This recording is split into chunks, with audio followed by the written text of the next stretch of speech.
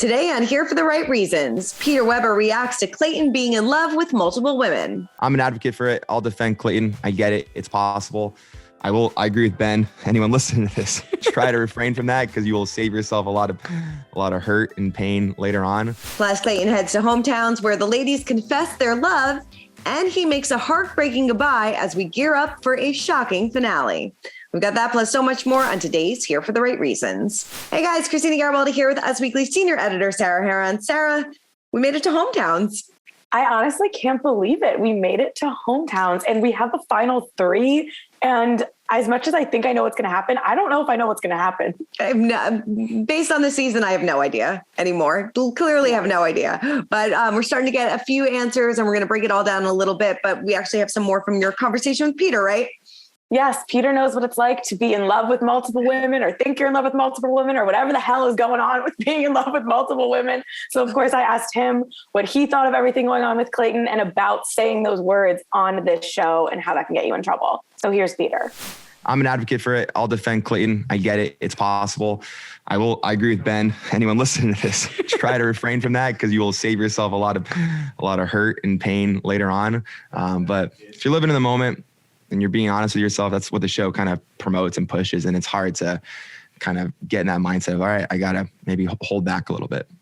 Well, based on how this is going to go, Clayton might be calling you for maybe some advice or some support. Because it is, as I always say, it's fun to joke about the show, but people go way too far all the time. So I can imagine it's going to be an interesting month for him on the internet. Yeah, it's coming down to the end. This is where it gets real interesting. That's for sure. Did you try to not look at stuff like that? Or were you reading? Because he said he was reading it all. And I think someone had to tell him dude, you got to stop reading it all. Yeah.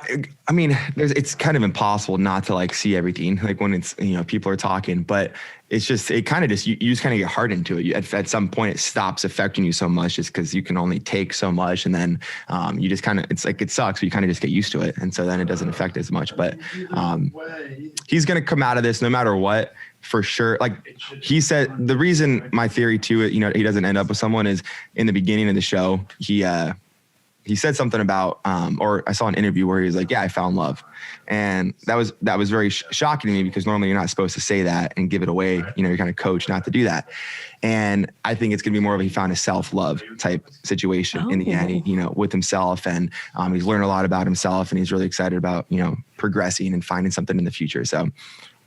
Yes, he is so right. If we learned anything from Ben Higgins is you don't say I love you to multiple women. You just don't. It's harder to come back from that. It really is. It really is. All right. Well, let's break down this week's episode, Holy Hometowns. What was the Bachelor buzzword that kind of summed it up for you? Not to repeat myself, but no going back now was kind of my phrase because these women, their families were very quick to tell Clayton, if you don't pick my daughter or my sister or whoever, they are going to have a hard time getting over this. They set him kind of up for he's got to break a lot of hearts here and it's not really his fault. But also at the end, when he kind of told Jesse Palmer that he's on different levels in love with everyone, I was he can't go back from this. We're about to get on the train where this is going to go downhill so fast. Yes, mine is kind of similar. Mine was proceed with caution because this is about to get very slippery. We're entering a slippery slope. And, a lot of the parents actually had some good advice. Like you said, you kind of got to go into this with your head, your eyes wide open because there's multiple women here. They always tend to forget that, yes, he may be sending you all the right signs, but he's doing that to all the other girls as well. And, I can't remember whose mom or dad said it, but she said, proceed with caution. And I feel like that's exactly what we have to do. Yeah, I think so too. And I think that if Clayton could turn back time, he might have proceeded a little differently, but he can't. So we get to watch this train wreck that I assume is about to unfold. Totally. And it's going to be a train wreck. All right. So who are you shipping with Clayton as of right now? I mean, it's Rachel to me all the time, which kind of makes it interesting to me that he says that he's falling in love with so many women because when it's so clear that he has the strongest connection with Rachel, game changer, eyes light up when he's with her. He really, I'm actually surprised that he didn't tell her that he was falling in love with her too after hometown dates. I totally agree. I think it's so bizarre that to the audience for weeks now, it seems to be so clearly Rachel, but Clayton doesn't know that. Yeah. Like in real time, I really don't believe he doesn't know that. And I don't know. And of course there's the power of editing and stuff. Why would they want us to know so obviously if it was Rachel and not Clayton? Like, I don't know. It's confusing to me, but that's who I put too, just because I feel like it has to be. But what are we missing? Because Clayton doesn't know that in real time, but we know it watching it back. I know it's so, and I mean, we do based on the teaser. She says, I love you. We found out that he says, I love you back, but he also says, I love you to Susie as well. So I don't know. I'm just not seeing it with Susie. I'm not seeing it with Gabby. I'm not seeing it, the same fire that he has when he's with Rachel. And it kind of makes me mad because clearly he screwed the whole thing up. That's what it seems like. Just like his dad says in that trailer, you screwed the pooch. And it really does feel like that. Like he should have been able to look back and he couldn't get past the show. And we don't know what's going to happen, but I have a feeling it is Rachel. And then he messes it up and upsets the two of them. Yeah, definitely. All right. Well, this show is all about a good one line. So who had your best line of the night? I gave it to Clayton for I've had shrimp follow me throughout this entire journey. That was obviously on the jujitsu date with Susie. These before hometown dates are always so silly to me and I don't really care, but I thought that was funny and it was kind of nice to see another side of Susie. Yeah. And I thought, Shrimp Gate strikes again. Can't wait for Women Tell All. Mine was Gabby's grandpa because, oh my God, I love him. He said, I'm going to be honest with you. I think he's full of shit. So I think he was joking, but it was still a great line. Because I agree with him. I know her family was kind of funny because they set it up like it was going to be so scary and the preview and stuff with the grandpa, but he actually was just so nice and really sarcastic. And I liked seeing her family too because it gave me another side of Gabby, which I haven't really loved her so much. And I thought it was nice to see another side of her. So if anything, these hometown dates actually made me like these women more. Which I guess is one good thing. No, definitely. I feel like this whole season, we still don't know who any of these women really are. And I feel like this kind of finally opened up the door a little bit and you're like, okay, I get to see you on a different side. And you can just see how much they miss their families too. They're like, thank God we're home and get a little bit of a break from this. And, it has to be an emotional roller coaster. And it was nice for them to kind of connect with their families. 100%. But what about the thirst? Because it looks like you didn't like one of those sweet moments. I did. I appreciated Gabby's dad coming. I really did. But the Love Actually sign, I don't know. That had producer written all over it. I just don't know why he couldn't shout it from the car. Hey, girl, happy to see you. When it was the honk, I was like, oh, it's like a COVID parade. We're doing the honk. We're back at that. And that's fine. Because obviously he has a sick girlfriend. And you could tell Gabby's reaction, it felt so real, felt so genuine. It was very sweet. But I agree. Why couldn't they just yell to each other? Why do we need to pretend we were in Love Actually? That was very silly to me as well. It was a little silly, but I appreciated the grand gesture. Just didn't know he could have just been like, Gabby, good to see you.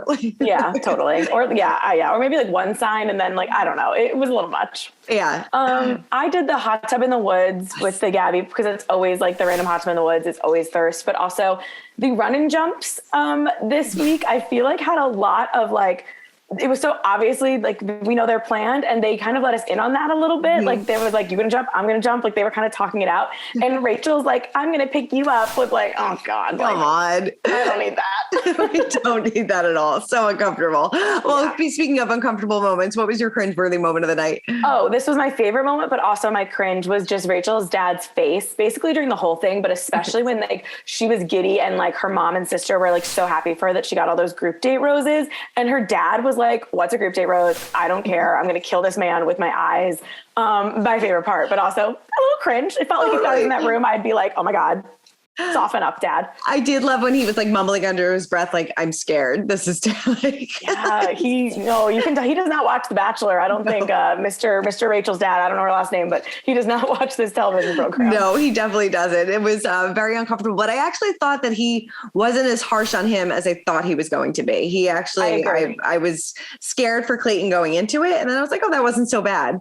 You know what? It makes me scared for whatever's happening right now, because if my theory is that he wants to pick Rachel and they're either not together or they've broken up because of the show. I don't know. If there's something to do with Rachel and this ending and how he messes it up, which we kind of think is going to happen, her dad could go a little barb on him at an after the final rose. And he gave him the warning, and I'd be worried for Clayton if that's what happened. I'm here for it. For it. Mine was Clayton's reaction when the girls say, I love you. I mean, I know he's not technically supposed to say it back, but when Gabby said it, he's well, that's what I was waiting for. What, are we all supposed to just madly fall in love with you? That's what it just was uncomfortable to me. And it's he expected, oh, I just expect you to love me as much as I hope that you do. I don't know. It was just weird to me. Yeah. I mean, you're damned if you do, if you're damned if you don't, because he can't say it back because we'll criticize him for that. But yeah, I definitely think he was maybe a little too giddy. Like, oh, it's all working, it's working. But then he had to take a step back and be like, oh no, it's working too well. Like, I think he's just like a little step behind always. Yeah. And that's what's going to catching him up. Like, he's not there. I don't know. I think he made these rules for himself, like in the beginning. And then now he's throwing it all out the window when he should have maybe made little baby steps instead of one or the other. Yeah. This is all about to blow up in Clayton's face. Yeah. 100%. What about your rose? Who gets your rose? I mentioned Gabby's grandpa before. Oh my God. Love him. I also love Serene's brother because you can just tell how much he absolutely adores his sister, did not want her to get hurt at all. And is just like, has her best intentions at heart. I loved her brother. I agree. And I would just give mine to Serene because I think she is just like very poised. I think she handled everything really well. And I do think, it's not fair. She said the I love yous, and I know he's maybe not feeling it or whatever, but he didn't give her any sign at all. And I know they like can't, but that, I don't know, it felt like one of those ones that was a real blindside and a tough one to watch. And I think she handled it well. Right. And then like 2 seconds before that, when he was talking to Jesse Palmer and he was like, I'm in love with 4 girls, and like barely even any emotion when he's sending her home, really. I don't know. True. That's true. I think they were doing a weird job here with the editing of what we're seeing. And like I don't have a lot of sympathy for him right now.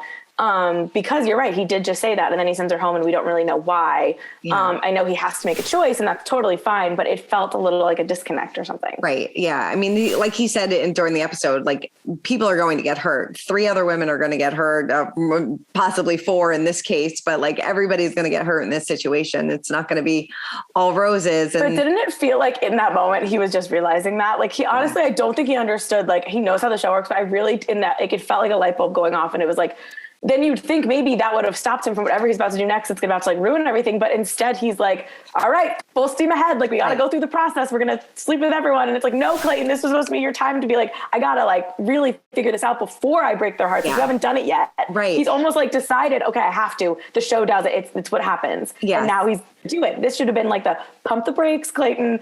Get a diary, start pros and cons list. I don't know, do something, but don't do whatever you're about to do. Don't do whatever about you do. But it brings up a point though, too, because I mean, we kind of assume what happens in the fantasy suite. Yeah, not all the time, but it's like with these women are like, is something missing? Like, are these women that surprised that that he was intimate with multiple women? I don't know.